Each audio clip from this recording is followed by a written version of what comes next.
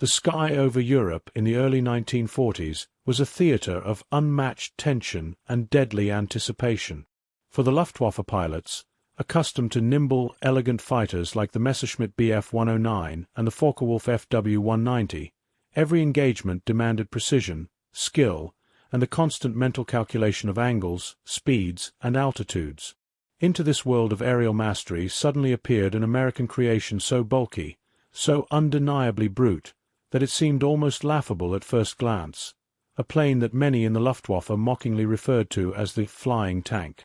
The initial reports of this aircraft had filtered across the European theater like a curious rumor.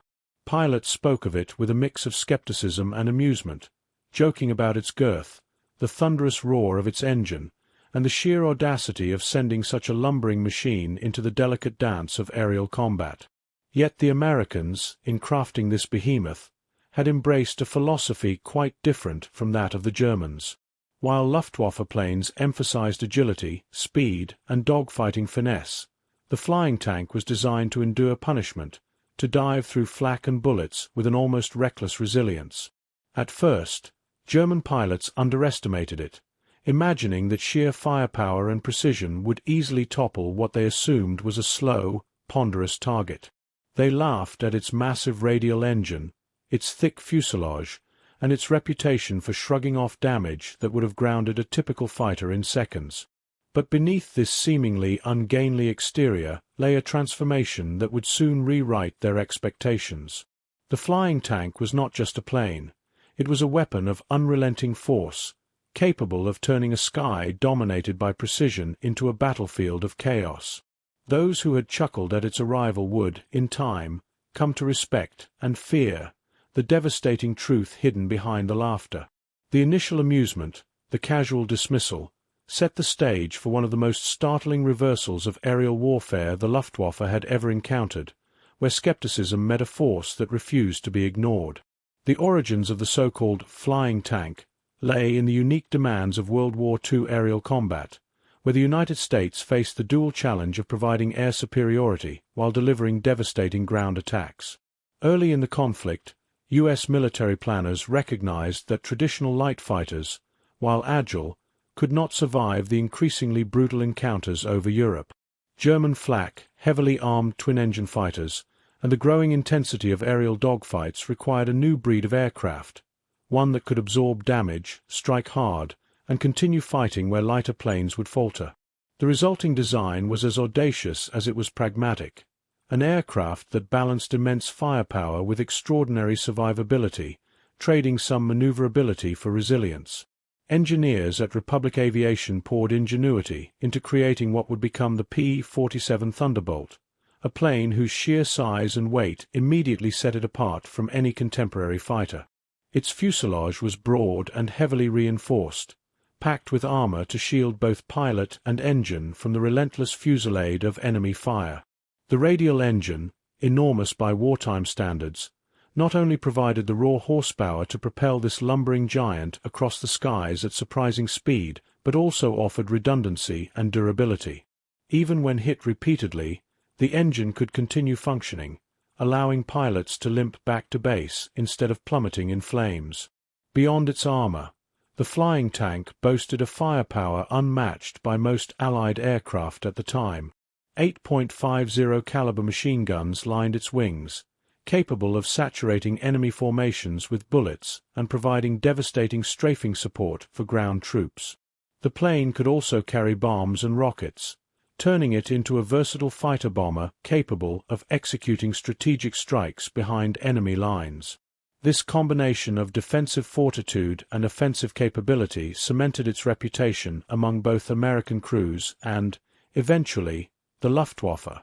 The nickname "flying tank" quickly took hold, and not merely as a term of jest. It was an apt description of the Thunderbolt's nature, cumbersome yet nearly indestructible, slow to turn but deadly in a straight line, and almost impossible to destroy through conventional means. Unlike nimble fighters designed for dogfights, this aircraft embraced a philosophy of endurance and brute strength, reflecting the U.S. military's strategic need for survivable air support. Its development was as much a response to tactical necessity as it was an exercise in innovation, creating an airplane that could storm the skies with the relentless tenacity of armored ground vehicles, while fundamentally reshaping how pilots thought about air combat. By the time the P-47 Thunderbolt began arriving in Europe in numbers, the Luftwaffe had grown accustomed to dominance in many sectors of the sky. Their pilots, many of them seasoned aces with dozens of kills, approached each new American plane with a practiced combination of curiosity and calculated skepticism. When the first reports of the flying tank reached them, a mixture of disbelief and amusement rippled through German squadrons. Here was a fighter so bulky it seemed almost cartoonish, a machine that defied the elegant aerodynamic lines Luftwaffe pilots prized. Initial encounters confirmed their suspicions. The Thunderbolt appeared slow in turns, its size making it an easy target in theory. Some even joked that it would be easier to shoot down a barn than this unwieldy flying fortress. Yet those German aces soon realized that theory and reality were not the same. Accounts from the first dogfights tell of pilots lining up carefully for what they expected to be an effortless kill, only to watch in frustration as the P-47 absorbed bursts of machine gun fire with little more than superficial damage. Its pilots, meanwhile, reported an almost surreal sense of confidence.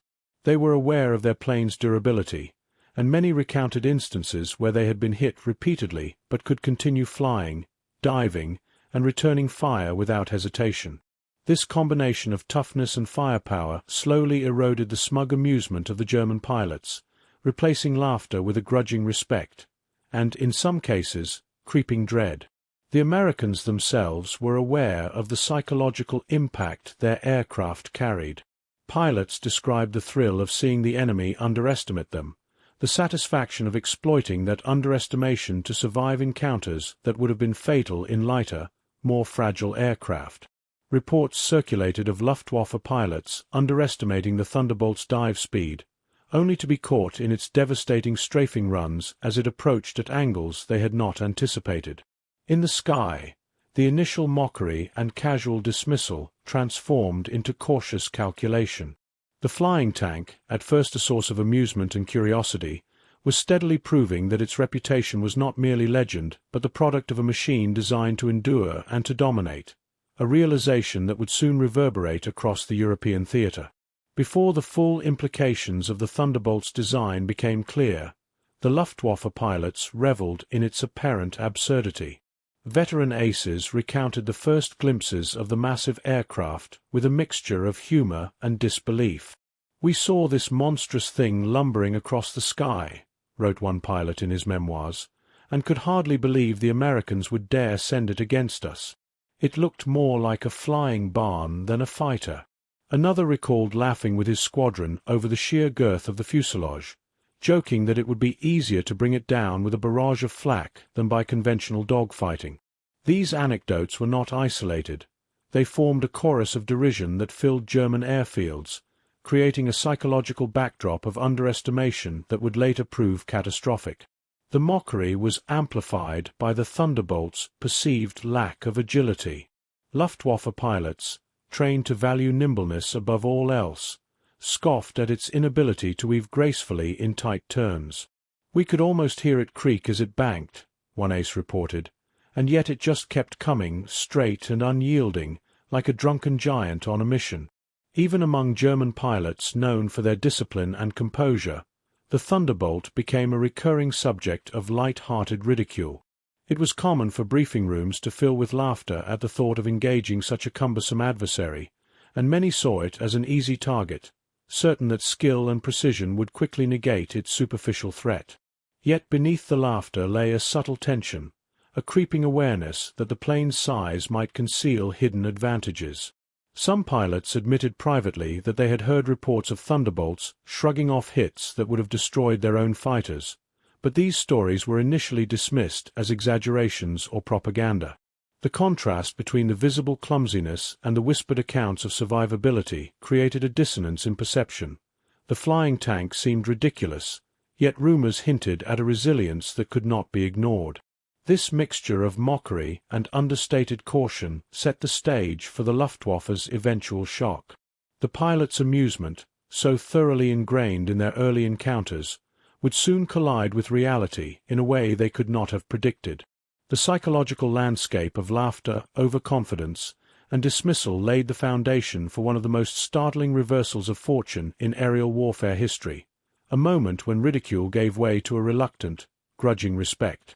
The first real test of the Thunderbolt's power came during the early escort missions over occupied Europe, where American bombers relied on these rugged fighters to protect them from the Luftwaffe's elite squadrons. German pilots, still buoyed by their previous amusement, prepared for what they expected to be straightforward engagements. Yet from the very first encounter, the narrative began to shift. In the skies above France and Belgium, the Thunderbolt revealed capabilities that defied the initial impressions of clumsiness and vulnerability. Its massive engine roared with a force that could push the aircraft into steep dives with alarming speed, and its 8.50 caliber machine guns unleashed torrents of fire that shredded enemy formations and punctured the confidence of even the most seasoned Luftwaffe aces. Dogfights quickly became exercises in shock and adaptation. German pilots who had once chuckled at the Thunderbolt's bulk found themselves struggling to track its movements.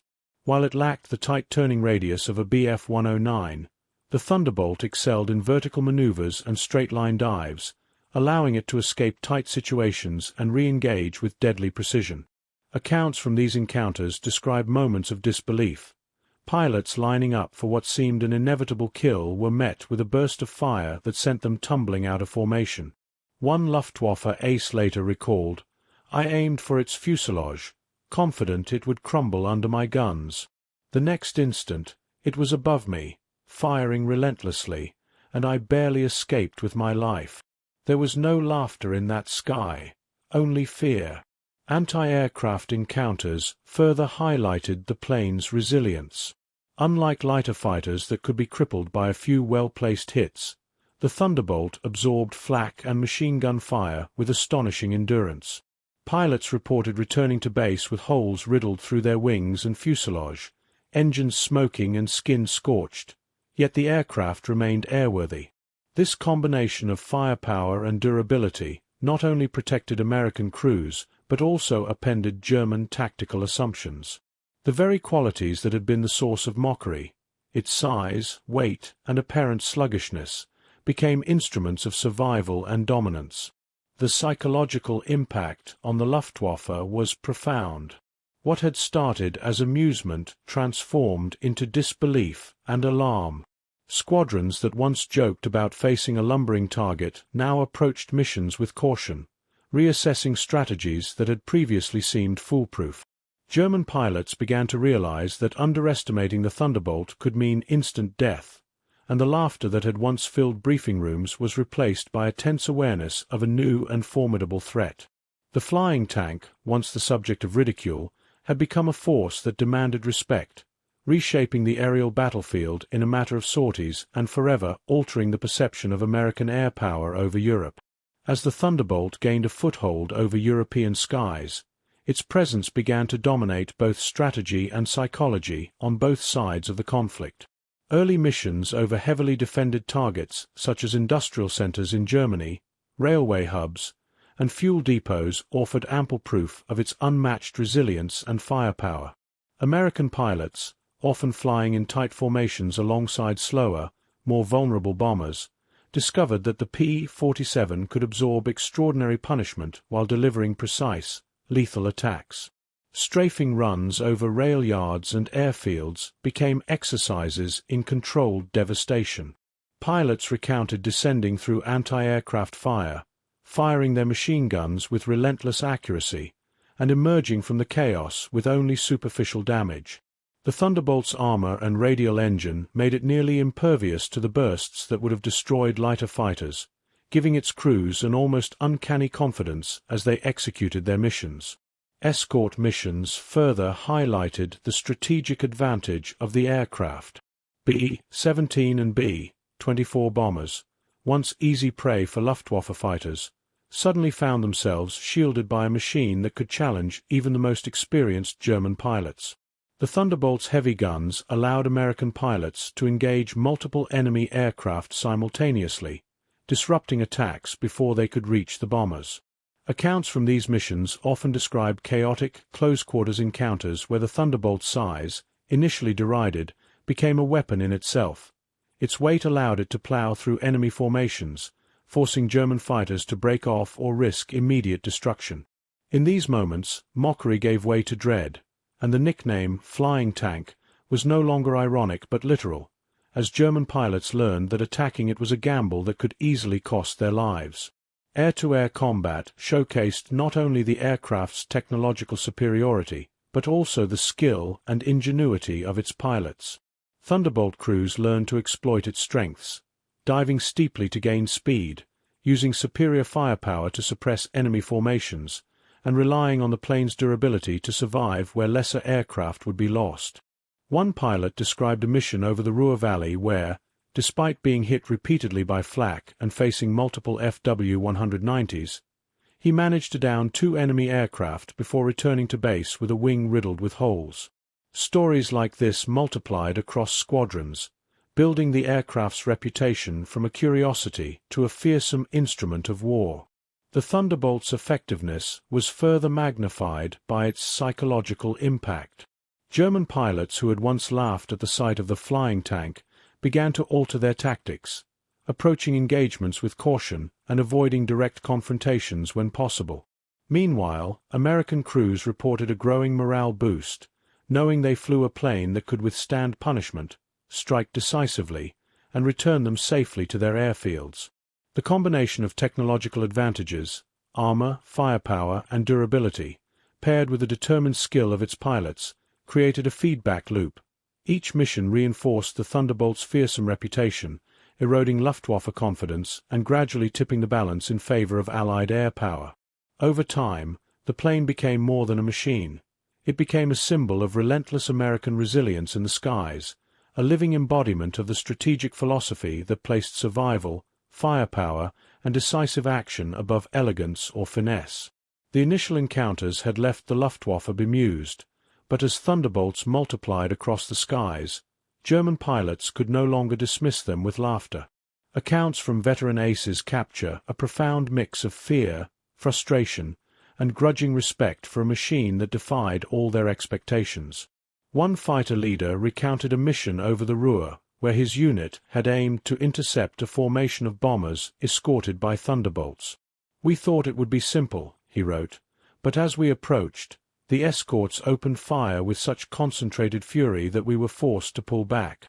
I had never encountered such resilience in an aircraft. Even when we hit them, they kept coming." Stories like these became increasingly common, reshaping the mental landscape of German airmen. The shift from ridicule to cautious engagement was immediate and stark. Pilots who had once joked about the flying tank now approached it with careful calculation, often opting to retreat rather than risk a frontal attack. Another ace described the bewildering experience of tracking a Thunderbolt through a steep dive. "I aimed for the fuselage, confident I could bring it down. It accelerated past me, firing relentlessly. My squadron lost 2 men before I could break off. We had never faced anything like it. What we thought was awkwardness was, in fact, tactical advantage combined with sheer durability." The psychological impact was as significant as the physical threat. The Thunderbolt's presence forced a reconsideration of long-standing combat doctrines, particularly those that relied on speed and agility to dominate the skies. Grudging respect accompanied this fear. Even when retreating, Luftwaffe pilots acknowledged the skill and daring of the American crews who exploited the Thunderbolt's strengths to devastating effect. Memoirs from late-war engagements often highlight moments of reluctant admiration, precision strafing runs, disciplined formation flying, and an almost unbreakable determination that transformed what had once seemed an easy target into an unpredictable and lethal opponent. The plane's armor, firepower, and ability to survive punishment became emblematic not only of American engineering but of an operational philosophy that prioritized resilience and sustained offensive capability. By mid-1943, the initial mockery had largely vanished, replaced by a careful, often hesitant approach whenever thunderbolts appeared. German aces adapted, attempting new tactics, engaging from greater distances, and targeting bombers first, yet the lessons learned came at a high cost. The laughter that had accompanied first sightings became a distant memory, replaced by a mixture of awe, alarm, and strategic recalibration. In the skies over Europe, the flying tank had transformed from an object of derision into a symbol of relentless American innovation and tactical advantage, forever altering the dynamics of aerial warfare and reshaping the mindset of even the most seasoned Luftwaffe pilots. The Thunderbolt's influence extended far beyond individual dogfights, reshaping the broader strategic landscape of the air war over Europe. Its presence forced the Luftwaffe to reconsider long-established doctrines that had previously relied on speed, agility, and numerical superiority. German commanders, once confident in their ability to intercept and decimate Allied formations, found themselves constrained by the need to account for an aircraft that could absorb punishment and return fire with unrelenting efficiency. Missions that had once been straightforward became fraught with risk, as the simple act of engaging a formation of bombers now required careful calculation to account for the Thunderbolt's defensive and offensive capabilities. The psychological ripple effect on German morale was profound. Pilots who had once approached missions with a sense of superiority now faced a pervasive tension in the air, a constant awareness that their adversaries were flying machines capable of withstanding what had previously been fatal attacks. The laughter that greeted the Thunderbolt's arrival had long since dissipated, replaced by a cautious respect that informed both tactical decisions and broader operational planning. Commanders began assigning more resources to defensive maneuvers and alternative strategies, attempting to mitigate the advantage that the flying tank provided to the Allies. Strategically, the Thunderbolt enabled the Allies to maintain air superiority in critical theaters. Its combination of escort capability and ground attack versatility meant that bombing missions could penetrate deeper into enemy territory with reduced losses, simultaneously crippling industrial production and eroding Luftwaffe effectiveness. The aircraft's durability allowed sustained pressure on German airfields, rail networks, and supply lines, demonstrating how technological innovation could translate directly into operational dominance. By neutralizing the Luftwaffe's capacity to concentrate force, the Thunderbolt indirectly supported broader Allied objectives, including preparation for major operations such as the invasion of Normandy. The flying tank also had a cascading effect on Luftwaffe tactics. Squadrons were forced to adapt by engaging from greater distances, coordinating ambushes, or prioritizing bombers over escorts, but these adaptations often came at the cost of efficiency and cohesion. The Thunderbolt's reputation alone, bolstered by first-hand accounts and repeated battlefield successes, altered German decision-making at both the strategic and tactical levels. In essence, the aircraft became a force multiplier, not only by destroying enemy planes but by reshaping the psychology and operational behavior of the Luftwaffe. Its impact on the air war over Europe was profound. Through a combination of raw technological advantage, pilot skill, and strategic deployment, the flying tank helped tilt the balance of power decisively in favor of the Allies, marking a turning point in the aerial campaigns of World War II. By the time the Thunderbolt's wartime service had run its course, its impact on aviation history was undeniable. The flying tank had transcended its immediate role as a fighter bomber to become a symbol of engineering ingenuity and strategic effectiveness. Among Allied pilots, it earned a reputation not merely for its firepower and durability, but for the confidence it instilled. Crews came to regard it as a partner that could absorb punishment, deliver devastating blows, and return them safely to base, a rare combination in the volatile environment of World War II air combat. Pilots often described the sense of empowerment that came with flying a plane capable of shrugging off hits that would have grounded lesser aircraft, turning survival into an active weapon and reshaping the psychological dimension of aerial warfare. For the Axis, the Thunderbolt left an equally profound impression, albeit one born from fear and grudging respect. Luftwaffe aces recalled how the aircraft had transformed the battlefield from one of predictable engagement to an arena of constant unpredictability. Its resilience, speed in dives, and concentrated firepower forced German pilots to rethink standard tactics, emphasizing caution and coordination over instinctive aggression. The flying tank's legend grew not from propaganda alone, but from the tangible threat it represented, an enemy that could no longer be casually dismissed, a plane that demanded serious adaptation and, in many cases, costly sacrifices to engage effectively. The Thunderbolt's legacy extends beyond its wartime service into the broader evolution of military aviation. Its design philosophy, prioritizing survivability, payload, and versatility over pure maneuverability, helped influence post-war aircraft development, demonstrating the value of rugged, multi-role platforms in combat. Engineers and strategists alike took note of how an aircraft could combine armor, firepower, and speed to achieve both tactical and psychological dominance, setting a precedent for future fighter bombers and multi-role aircraft in air forces worldwide. Ultimately, the legend of the flying tank is rooted in the synergy of technology, design, and pilot skill. No matter how formidable the engineering, the Thunderbolt required disciplined, daring crews to exploit its strengths fully. Its story serves as a testament to how innovation and human capability intersected to redefine perceptions of air combat. From the initial laughter of German pilots to the awe and fear it inspired in the skies of Europe, the P-47 Thunderbolt became more than a machine. It became a lasting icon of resilience, power, and tactical ingenuity, a benchmark against which future aircraft and air strategies would be measured, and an enduring chapter in the history of aviation warfare. Returning to the early days of the Thunderbolt's arrival over Europe, it is striking to reflect on the journey from skepticism to reverence.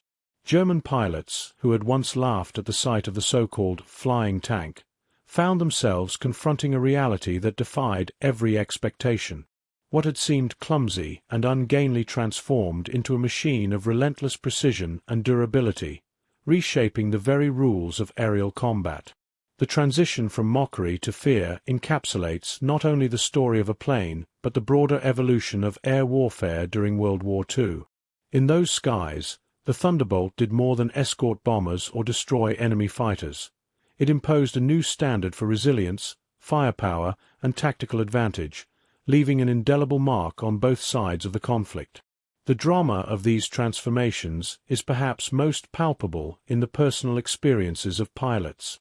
American crews came to understand that they were operating a vehicle that could withstand punishment while delivering it with lethal efficiency.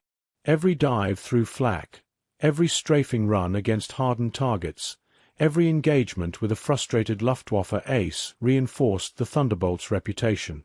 Simultaneously, German pilots learned through bitter experience that underestimating this aircraft could mean immediate disaster. Laughter gave way to hesitation, and caution replaced the overconfidence that had characterized earlier encounters.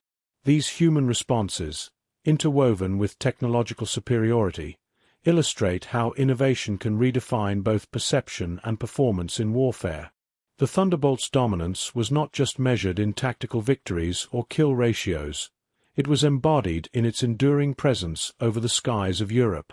Its broad wings, powerful engine, and impenetrable fuselage became symbols of a new era in air combat, where endurance, adaptability, and combined skill could overcome what once seemed insurmountable. From the first sorties to the final campaigns, it consistently reshaped the battlefield, forcing enemies to adapt, innovate, or retreat. The plane's legacy is inseparable from the bravery and ingenuity of the pilots who mastered it, illustrating the symbiotic relationship between human skill and machine capability in warfare. As the echoes of World War II fade into history, the Thunderbolt remains a striking image of transformation and dominance. It began as a subject of derision, yet it became a force that commanded respect, fear, and awe, a flying embodiment of American innovation and tactical thinking. In imagining its vast wings cutting across the European sky, leaving trails of smoke and echoing gunfire, one cannot help but appreciate the extraordinary combination of design, resilience, and human courage. The flying tank, once laughed at, stands immortal as a testament to the art and science of aerial warfare, leaving an enduring imprint on history and inspiring a sense of awe that continues to resonate with every retelling of its legend.